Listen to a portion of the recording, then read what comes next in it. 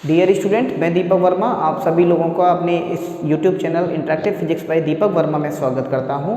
आज wave optics का lecture number 2 है और इस लेक्चर नंबर 2 में आज हम बहुत ही इंपॉर्टेंट चीज़ सीखेंगे जिसको हम बोलते हैं न्यूटन का कणिका सिद्धांत, जो कि बच्चों एग्जाम में अक्सर पूछा जाता है। न्यूटन का कणिका सिद्धांत यानी कॉर्पस्कुलर थ्योरी ऑफ न्यूटन।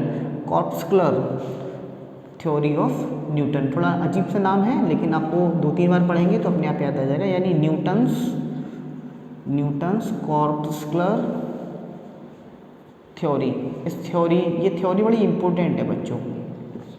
एक साइंटिस्ट हुए थे 1637 ईस्वी में, इन्होंने अपना प्रकाश का कणिका मॉडल दिया था। 1637 ईस्वी बड़ी इंपॉर्टेंट है, इसको याद रखना। इनका नाम था देकार्ते, ठीक है। इन्होंने प्रकाश का एक कणिका मॉडल दिया बच्चों। अब भैया न्यूटन जी बहुत महान थे। अब न्यूटन ने क्या किया, इसी सिद्धांत पर वर्क किया, इसी सिद्धांत को स्टडी किया और इसी सिद्धांत को यूज़ करते हुए, हमें ये सिद्धांत नहीं पढ़ना, इस सिद्धांत, ये कणिका सिद्धांत था। अब ये कणिका सिद्धांत अभी धीरे धीरे करके आएगा आगे। इसी सिद्धांत को यूज़ करके उन्होंने अपनी बुक बनाई। उस बुक का नाम था ऑप्टिक्स।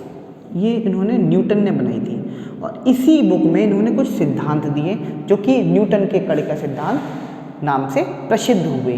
तो ये न्यूटन का कणिका सिद्धांत है। अब न्यूटन का कणिका सिद्धांत कहाँ से लिया गया बच्चों? तो ये देकार्ते नाम के एक साइंटिस्ट थे। इन्होंने 1637 ईस्वी में प्रकाश का कणिका सिद्धांत दिया था। कॉर्पस्कुलर थ्योरी दी थी इन्होंने लाइट की। अब कॉर्पस्कुलर थ्योरी क्या थी, इन्होंने इसी देकार्ते जी के सिद्धांत को अपनी बुक में पब्लिश कर दिया। ऑप्टिक्स नाम की एक बुक बनाई इन्होंने। अब इसमें क्या क्या सिद्धांत दिए? सिद्धांत नंबर 1, अब इसे ध्यान से समझना। जो प्रत्येक प्रकाश स्रोत है असंख्य सूक्ष्म तथा हल्के कण उत्सर्जित करता है। जैसे मान लीजिए कोई सा भी प्रकाश स्रोत हुआ, मान लो सूरज की बात करें, ये सन है, इसमें तो बहुत असंख्य पार्टिकल्स होंगे, असंख्य कण होंगे और वो असंख्य कण काफ़ी सूक्ष्म होंगे। यानी ये सूक्ष्म भी होंगे, असंख्य भी होंगे और सूक्ष्म भी होंगे और वजन में काफ़ी हल्के भी होंगे। तो हर एक प्रकाश का स्रोत, चाहे वो सूरज हो, चाहे आपके घर में जल रही लाइट का कोई सा भी सोर्स हो, चाहे लाइट बल्ब हो, एलईडी हो, कुछ भी हो, ठीक है, कैंडल हो, ये सब क्या है, असंख्य कण, इन्फिनिटी कण होंगे इसके अंदर, अनंत सूक्ष्म होंगे, बहुत छोटे छोटे ती से होंगे, बिल्कुल नेक से बिल्कुल छोटे छोटे होंगे और काफ़ी वजन में हल्के होंगे। तो ये तो पहला सिद्धांत था उनका कि जो प्रत्येक जो सोर्स ऑफ लाइट है contains infinite particles and these are very small and also in low in weight, काफ़ी हल्के होंगे वजन में। तो ये पहला सिद्धांत था उनका।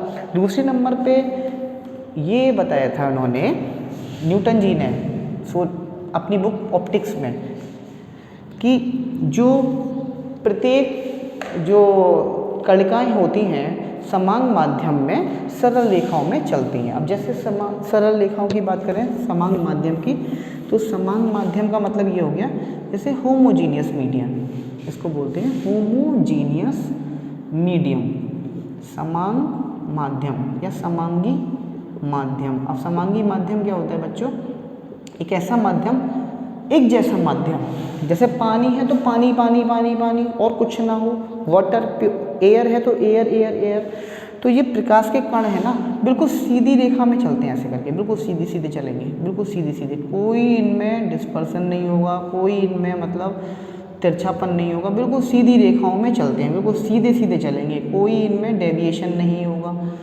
तो लेकिन किस कंडीशन में? ये समांगी माध्यम में, समांगी माध्यम में प्रकाश के कण बिल्कुल सीधी सीधी रेखाओं में चलेंगे, ठीक है।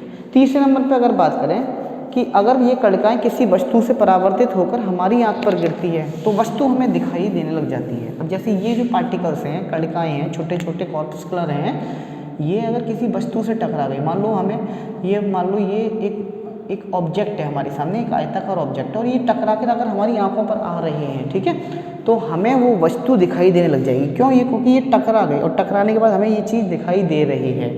तो ये न्यूटन का कणिका सिद्धांत नंबर 3 है।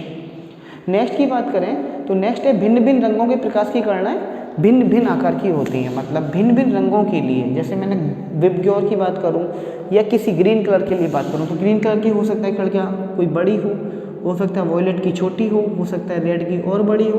तो अलग अलग कलर के लिए, अलग अलग रंगों के लिए ये जो कणिकाएँ होती हैं वो अलग अलग आकार की होती हैं। बच्चों एक बात याद रखना, ये कुछ 3-4 इनके नियम थे जिसको आपको पढ़ना है, वेरी इंपॉर्टेंट, क्योंकि एग्जाम में पूछ लिया जाता है। ऑप्टिक्स का पहला ही टॉपिक, दूसरा टॉपिक है ये। तो कल तो हमने प्रॉपर्टीज़ बताई थी लाइट रे की।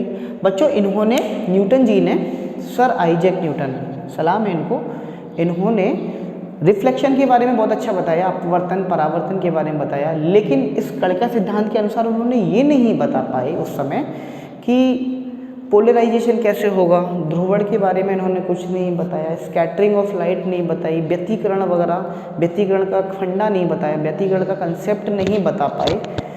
तो इस सिद्धांत को मतलब हम कह सकते हैं तभी वहीं का वहीं स्टॉप कर दिया गया। तो ये था न्यूटन का कणिका सिद्धांत। बस इन्होंने केवल कॉर्पस्कुलर के बारे में बताया, एक कणिकाओं के बारे में बताया कि कणिकाएँ सीधी रेखा में चलेंगी, समांगी माध्यम में बिल्कुल सीधी रेखा में चलेंगी, अगर ये किसी ऑब्जेक्ट से टकराती हैं तो हमें वो ऑब्जेक्ट हमें दिखाई, और हमारी आंखों पे आती है तो हमें वो ऑब्जेक्ट दिखाई देने लग जाएगा। छोटी छोटी होती हैं, काफ़ी असंख्य होती हैं, इनफाइनाइट होती हैं, वेट में कम होता है।